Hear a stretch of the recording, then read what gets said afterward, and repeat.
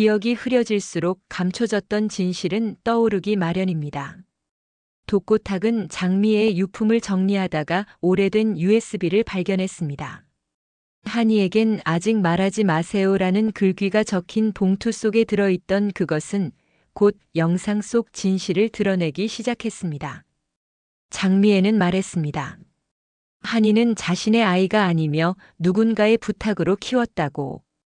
그리고 그녀가 마지막으로 언급한 이름은 공주실 마광숙의 어머니였습니다. 독고탁은 충격 속에 파일을 닫았고 죽은 형 오장수의 빈자리가 더욱 크게 다가왔습니다. 만약 그가 이 진실을 알았다면 가족의 운명은 달라졌을지도 모른다는 생각이 뇌리를 스쳤습니다. 장미애가 생전에 오장수에게 이 진실을 밝히지 않았다는 점이 그들에게 얼마나 많은 선택지를 잃게 만들었는지 이제야 실감했습니다. 그 시각 마광숙은 어머니의 약통에서 시작된 의문을 따라 병원을 찾았고 그 약이 알츠하이머 치료제라는 사실에 충격을 받았습니다. 공주실은 증상을 부인했지만 병원 기록은 명확했습니다. 어머니의 기억은 이미 수년 전부터 흐려지고 있었고 민서가 숨진 날 병실에 어머니가 있었다는 증거는 점점 또렷해지고 있었습니다. 광숙은 의문을 품은 채 과거를 뒤쫓았습니다. 병원 간호사의 진술을 확보하려 했고 보호자 출입 기록과 CCTV 자료를 요청했지만 대부분은 이미 폐기되었거나 보존 기간을 넘겼다는 답변뿐이었습니다. 그러나 한 간호사는 광숙에게 조용히 말했습니다. 그날 낯선 할머니가 병실 앞에 서 있었어요. 말은 안 했지만 분명 보호자는 아니었어요. 그 말은 광숙의 의심을 공포로 바꾸어 놓았습니다. 어머니가 그 자리에 있었다는 것이 거의 확실해졌고 그녀는 무너지는 심정으로 어머니의 기억 속에 진실이 있을 것이라 믿으며 그 조각을 찾아 나섰습니다. 며칠 후 박정수를 수소문하던 중 병원 인근 벤치에 앉아 있는 그녀를 발견했습니다. 박정수는 자신이 왜 그곳에 있는지도 제대로 기억하지 못한 채 조용히 광숙에게 안겼습니다. 그녀의 눈빛에는 두려움과 안도가 동시에 담겨 있었고 광숙은 조심스럽게 그녀의 손을 잡았습니다. 정수의 말 속에는 단편적인 기억들이 떠돌고 있었습니다. 민서의 병실에 자신은 가지 않았지만 누군가를 보낸 것 같다고. 하지만 누구인지는 생각나지 않는다고 했습니다. 그 말 한마디는 광숙에게 충분했습니다. 민서 곁에 있던 이는 공주실이었을 것이라는 확신. 그리고 그녀를 통해 장미애에게 한이가 맡겨졌다는 연결고리도 자연스레 그려졌습니다. 그날 이후 박정수는 혼잣말을 반복하며 점점 더 많은 기억을 잃어갔습니다. 광숙은 그런 정수를 탓하지 않았습니다. 어쩌면 그녀 또한 피해자일 수 있다는 생각이 들었기 때문입니다. 며칠 후 박정수는 한동석의 집을 찾았습니다. 말없이 방으로 들어간 그녀는 다음 날 사라졌고 광숙은 급히 그녀를 찾아 나섰습니다. 결국 한 다방에서 조용히 앉아있던 정수를 발견한 광숙은 그녀를 집으로 데려왔습니다. 정수는 중얼였습니다. 민서가 자신을 기다렸을지도 모른다고, 자신이 그 자리에 있었어야 했다고. 광숙은 더 이상 묻지 않았습니다. 그녀는 정수를 용서하거나 비난하지 않았습니다. 지금의 정수는 그저 지켜야 할 또 하나의 가족이었습니다. 그리고 그 순간부터 광숙은 더 이상 누구의 아내도 며느리도 아닌 진실을 밝혀야 하는 한 사람으로서의 삶을 받아들이기로 결심했습니다.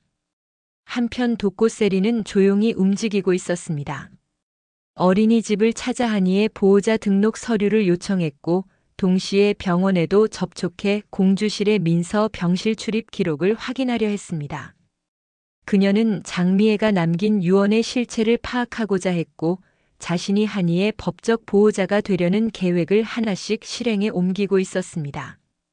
그녀는 한이가 친조카가 아니라는 사실을 알고 있었고 이를 기회로 삼으려 했습니다.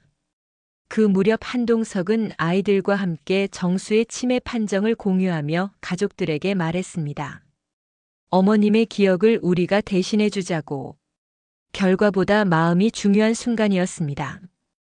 형제들은 처음엔 놀랐지만 이내 서로를 바라보며 고개를 끄덕였습니다. 그들은 이제 서로를 보호하는 가족이자 진실을 지키는 증인이 되어야 했습니다. 광숙은 어머니의 방에 들어섰고 공주실은 딸을 알아보지 못했습니다. 하지만 광숙이야라는 말에 잠시 멈칫하던 그녀는 결국 딸의 이름을 따라 중얼거렸고 그 순간 광숙은 눈물을 흘렸습니다. 희미한 기억이지만 잊혀진 사랑은 여전히 남아 있었습니다. 그녀는 딸의 손을 잡은 채 오래도록 말없이 앉아 있었습니다. 다음 날 광숙은 동석에게서 받은 오래된 병원 서류를 펼쳐보며 숨을 죽였습니다. 민서의 입퇴원 기록과 병실 간호일지, 그리고 보호자 서명이 없는 동의서. 마지막 장에는 자필 메모가 있었습니다. 그 아이를 살려야 했어. 민서에게는 미안하지만 그 필체는 어머니 공주실의 것이었습니다. 그녀는 민서가 사망하던 그날 병실에서 어떤 선택을 한 것이 분명했습니다. 한 아이를 살리기 위한 선택이었을까요? 혹은 또 다른 진실을 감춘 결정이었을까요? 광숙은 어머니의 선택을 이해하고자 했고 그녀의 침묵 속에서 답을 찾으려 했습니다. 그날 밤 광숙은 어머니에게 조용히 물었습니다. 병실에서 무슨 일이 있었는지. 공주실은 천천히 대답했습니다. 두 아이가 울고 있었고 자신은 누가 누군지 알지 못했다고. 작은 아이가 자신을 붙잡았고 그래서 데리고 나왔다고 했습니다. 그리고 민서는 이미 늦었다고. 그녀의 말은 단순한 고백이 아닌 자신에게 남아있는 마지막 기억의 조각이었습니다. 광숙은 어머니를 끌어안으며 속삭였습니다. 그 아이가 한이었을 거예요. 그 선택 저는 이해해요. 며칠 뒤 독고탁은 USB에 남은 또 다른 파일을 열었습니다. 장미애의 마지막 음성이었습니다. 한이는 나한테 온 선물 같았어요. 누구 아이인지 몰라도 그건 중요하지 않았어요. 버려지지 않았으면 좋겠다는 생각뿐이었어요. 독고탁은 조용히 컴퓨터를 닫았습니다. 퍼즐은 거의 다 맞춰졌습니다. 하지만 마지막 한 조각 한이의 출생 기록만이 남아 있었습니다. 독고세리는 병원을 찾았습니다.